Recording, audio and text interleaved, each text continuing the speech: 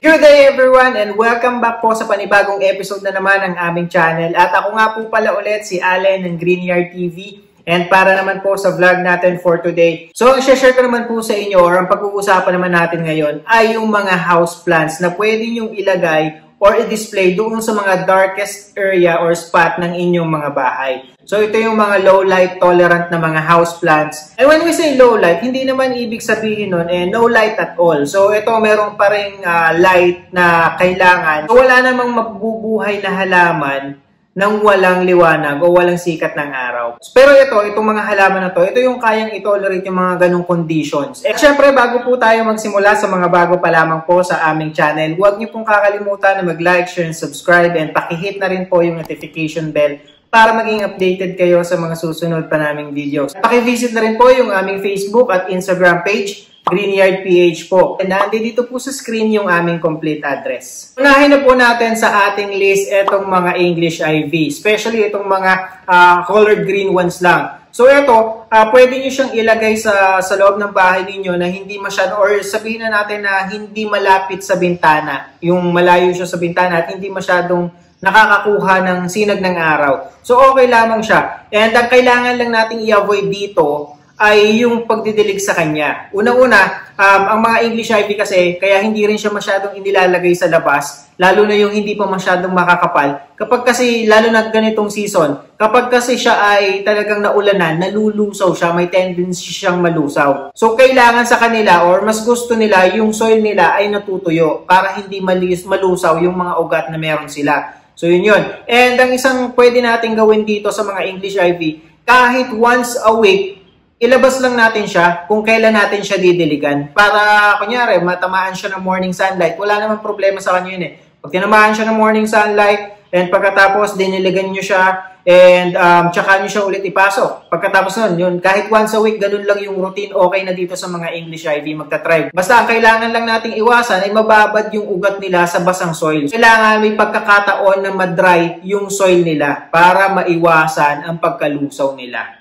At ang susunod naman sa ating list, isang hanging houseplant na naman. So, ang tawag naman po dito ay Christmas cactus. When it comes naman sa Christmas cactus, pwede rin siyang ilagay doon sa mga portion or spot ng bahay natin na medyo hindi naaabot ng liwanag. And katulad din nga ng English ivy, kahit ilabas mo lang siya once a week, every time na didiligin mo siya, okay na sa kanya yon. Ang Christmas cactus kasi meron naman yung season or panahon ng pamumulaklak niyan. Mas maganda kasi siyang i-display kapag ka namumulaklak na siya. So itong mga itong mga panahon na to, ito yung let's say mga early part ng November hanggang December. So yan yung mga pagkakataon or panahon na lalabas yung mga kulay pula nilang bulaklak. Pero bukod doon, kasi ang worry natin minsan kapag hindi enough yung amount of light na nakukuha nila, lalo na kung ba nakalagay siya sa medyo malayo sa mga sa liwanag or sa bintana or sa mga pinto, ang worry natin ay yung paglago nila at saka yung pamumulaklak nila. So, ang maganda mo nga sa kanila, meron naman silang season ng pamumulaklak. Eh di kung halimbawa,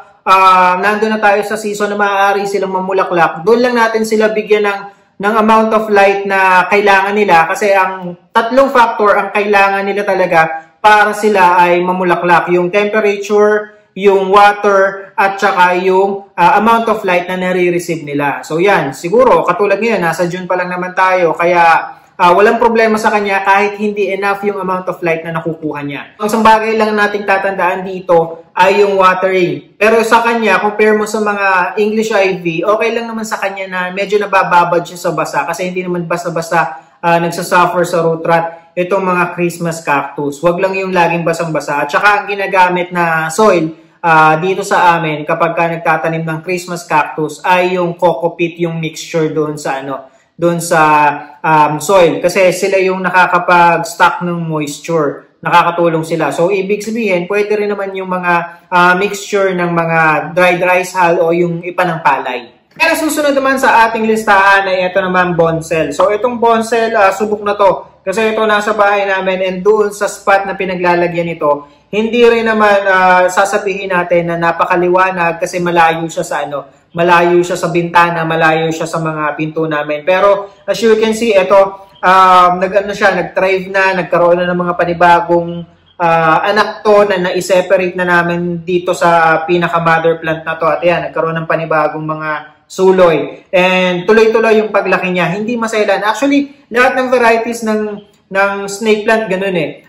Subok na yon, tested na yon. Meron kami sa bathroom, meron kami sa kitchen, na kung saan medyo may pagkamadilim kasi talaga dun sa portion na pinaglalagyan nun. Pero nagtatrive siya, nabubuhay sila. Ang kaganda mo dito kasi sa mga snake plant, hindi mo kasi hindi ka parang yung sasabihin mo na nag-iintay ka ng mga bagong dahon na lalabas. Kasi hindi sila masyadong nagbabago eh. Ang sa kanila, ang tendency kasi nila ay may susulpot na panibago. Pero yung mga ganito, yung pinakadahon niya kasi, madalang naman siyang madagdagan talaga na sasabihin mo yung katulad ng mga aglo na kailangan mo siyang pakapalin at palaguin. So, eto, hindi. Kaya okay na okay sa kanila yung mga spaces or spot ng bahay nyo na hindi naaabot ng sinag ng araw. And ang susunod naman sa ating list ay yung tinatawag naman natin na bacularis. So, sa bacularis, wala kayong magiging problema. Kung halimbawa, gusto nyo siyang ilagay sa kwarto ninyo, and ang maganda mo sa mga bacularis, maliit lang sila. Kaya yung space na kakainin nila, like let's say, for example, naghahanap kayo ng mga house plants na pwedeng pang lagay sa mga desk ninyo, sa table ninyo, so sa study table. So perfect tong mga bacularis kasi maliliit lamang siya. And kahit pa sabihin natin na gano'ng kadilim yung part or portion ng bahay na paglalagyan nyo sa kanya, hindi siya basta-basta mamamatay. So iiwasan lang natin dito na syempre, yung kailangan hindi talagang sasabihin mo lasak na lasak or basang-basa yung kanyang lupa. So may pagkakataon din dapat na natutuyo yun. Kasi yun yung na-experience namin dun sa mga bacularis namin. Kapag ka talagang nababad or nabasa laging basa yung lupa niya, doon siya napapasek. Doon isa-isang namamatay yung bawat piraso ng kanyang, let's say yung pinakapuno niya na. So, isa-isa yung namamatay na sisira at nagtutunaw. Yun lang yung kailangan nating i-avoid. Pero the rest, napakatibay ng mga bacularis. So, yun nga, katulad ng sinabi ko sa bonsai, almost lahat ng varieties ng snake plant pwede nating ilagay sa mga spot ng bahay natin na hindi masyadong naaabot ng liwanag o ng sikat ng araw. Ang maganda mo sa kanya, napaka-wide ng range na pwede nyong paglagyan sa kanya. Mapa-direct sunlight man yan, mapa-low light man yan. Ito yung mga houseplants na sabihin na natin na nabili mo ng nakalagay sa direct sunlight. Tapos ilalagay mo sa loob ng bahay. Parang hindi niya kailangan masyado ng tetrain mo pa siya. Unlike ng ibang houseplants o ng ibang halaman na kunyari nabibilad siya sa sikat ng araw o direct sunlight siya. Pagkatapos, gusto mo siyang gawing houseplants, kailangan i-train mo siya. Kasi yung biglang pagbabago ng environment sa kanya ay makaka-apekto. Pero dito sa snake plant, hindi masyadong nakaka-apekto yung mga ganong factor. Kasi katulad na lamang ng mga halaman o yung mga snake plants na inuuwi namin. Direct sunlight siya, ilalagay namin siya sa terrace namin. Okay lang, hindi nagbabago at nagtatrive pa rin yung mga snake plants. So, yung maganda dito sa mga to. Ang susunod naman sa ating list ay yung mga Dieffenbachia. So, Dieffenbachia, lalo na tong variety na to, napakatibay nito at hindi rin siya basta-basta magbabago or hindi siya basta-basta mamamatay kahit na andun siya sa portion ng bahay nyo na malayo sa sinag ng araw. Itong mga Dieffenbachia, tried and tested na to. And katulad nga ng sinabi ko dun sa mga previous vlog ko, ang mga Dieffenbachia naman kasi ay sumisibol or talagang nabubuhay sa mga ilalim ng puno, sa mga shaded na area. Kung mapapansin nyo yung mga forest floor, almost wala talagang liwanag na nakakapasok sa kanila. But still, yung mga Dieffenbachia, lalo dito sa amin, pagka nakakakita kami ng ganung spot, napakaraming namumuhay na Dieffenbachia doon sa ilalim ng mga malalaking puno na yon. Basta ang perfect or basta ang kailangan kasi nila, mas importante sa kanila yung humid environment na meron sila. Even tong mga Marian na to, yung local na Marian natin, yan, hindi naman, although ganito yung kulay ng dahon nila, kahit ilagay nyo siya dun sa spot ng bahay ninyo na medyo madilim, okay lang, hindi naman basta-basta to magtatampo or manlalagas yung dahon.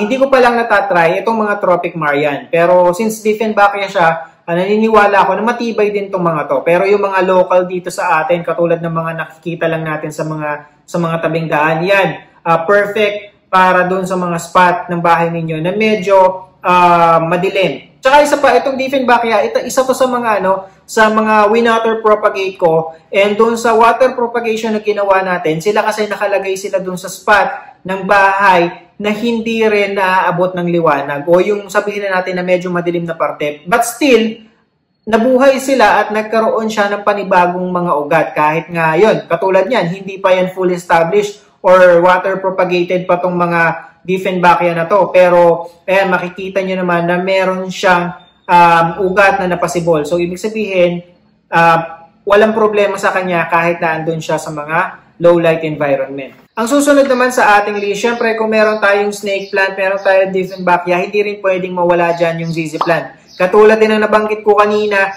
ang ZZ plant isa din to sa mga halaman na winater propagate ko. Tried and tested na tong ZZ plant. Katulad ng snake plant, mapalagay man siya sa outdoor, matinding sikat ng araw hanggang indoor, hanggang low light, walang problema sa kanya. Hindi siya basta-basta maaapektuhan, hindi siya basta-basta mamamatay. And yun nga, part siya ng ating water propagation of vlog and ayun, nagkaroon na siya ng panibagong mga ugat. So, ibig sabihin, nagiging established na siya. Yun ang kagandahan mo dito sa mga ZZ plant na to. Napakatibay. At saka tatandaan lang natin, pagka naman kasi sinabi natin na low light, ulitin ko, hindi ibig sabihin nun ay no light at all.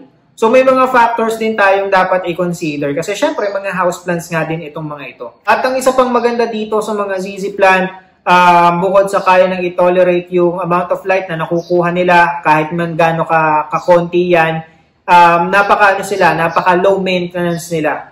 Ayun, so wala kayong masyadong aalalahanin, wala kayong masyadong poproblemahin pagdating sa pag-aalaga ng mga ZZ plant. So kung naghahanap kayo ng mga house plants sa madaling alagaan, ZZ plant, snake plant, tapos hindi kailangan ng matinding sikat ng araw. Yan, Diefenbachia, yan yung matitibay. Lahat ng varieties ng mga yan, pwedeng yung alagaan, pwedeng yung ilagay sa mga low light spot ng inyong bahay. And ang next naman sa ating list, kung naghahanap ulit kayo ng mga hanging plants, ito yung isa sa the best, tried and tested na hanging plant na mapasaan man ilagay sa loob ng bahay, wala kayong magiging problema. Ito naman yung mga golden pothos. Sa maganda dito, kahit saan mabibili mo at saka mura, hindi nagbago yung presyo nila. Ito, subok na namin kasi meron kami nito sa nakalagay lamang sa water, nakalagay sa vase, tapos nakalagay din sa kitchen namin. And yun nga, ang kitchen kasi namin medyo madilim talaga and walang liwanag na pumapasok. Nagkakaroon lang ng liwanag doon pagka bubuksan namin yung aming ilaw. So, bukod doon, yung buong maghapon, walang masyadong liwanag pero nagtatrive, hindi namamatay yung mga photos, hindi na nababago or naninilaw or nanlalagas yung mga dahon nila. And dun sa bathroom namin, ganun din, nakalagay siya, nakadisplay siya dun sa loob ng CR. And yun, nagtatrive siya, humahaba na siya, ang kapal na niya ngayon. Simula lamang yun sa, let's say, 1-2 dahon kasi nakalagay siya sa maliit na pot hanggang sa nag-trail na siya na nag-trail. And nung nag-trail na siya, nung nasa CR na siya, hindi na namin siya tinanggal. And nakaganda mo kasi kapag ka nasa CR ka, yung humidity ng CR ay mas mataas compare mo doon sa mga ibang portion ng bahay natin. So, yun yung isang factor. Kaya doon, mas nagtatrive yung mga golden pothos namin na nasa CR compare mo doon sa mga nasa kitchen. Pero gayon pa man, yung nasa kitchen nga, nagtatrive pa rin siya. And ang next naman sa ating list ay ito namang fortune plant kung tawagin. So, ito yung kilala pa sa tawag dito sa amin na ladies court. Ito, kahit malayo din sa bintana itong mga fortune plant na meron kayo, okay lang, magta-thrive at magta-thrive pa rin itong mga to. Hindi siya sensitive pagdating sa sikat ng araw, even if sila ay talagang pwede mong gawing outdoor kasi itong mga to lumalaki at tumataas talaga bago siya gawing houseplant. Bago siya iripat, nasa labas siya talaga ng ng mga bahay. Doon siya pinapataas, doon siya pinapalaki. And based na rin dun sa mga na-research ko, yung mga different varieties ng Dracena, okay siya kayang i-tolerate yung mga low light environment, kaya walang magiging problema kahit anong varieties ng Dracena yung aalagaan natin or i-display or ilalagay natin doon sa spot na medyo may kadiliman. At ang sunod naman sa ating list ay ito namang tinatawag na Lucky Bamboo. Ang Lucky Bamboo, ito katulad ng nandito ngayon, itong bonsal na to, yan, magkatabi yung Lucky Bamboo, yung aming snake plant na dwarf at saka itong bonsal, magkakatabi sila doon sa pinaglalagyan nila. And doon sa spot nga na yon, katulad ng nabanggit ko kanina, walang masyado or malayo siya sa bintana at pinto. Kaya hindi siya masyadong naabot ng liwanag. But still, etong mga to nagtatrive at nagtatrive pa din, and ayan, napakaraming options ang pwede nyong pamilian dyan. Ito, meron kami nitong yung nakalagay lang sa water, na doon namin siya inaalagaan, na may kasamang pebbles, at meron din na nakalagay na katanim sa soil, and yung naka-braid or nakaayos or may decoration. So yan, kahit saan nyo ilagay yan, napakatibay rin kasi nitong mga Lucky Bamboo. And ayun nga, wala kayong masyadong alalahanin pagdating dito sa mga halaman na to. And next naman sa ating listahan, ito, isama na natin siya. Although ito, hindi pa ako nakakaroon nito. Ito yung very popular siya. Katulad siya ng mga snake plants. Itong cast iron plant kung tawagin nila. Very popular siya kasi singtibay siya ng mga snake plant, ng mga ZZ plant. Indestructible din itong mga halaman na to.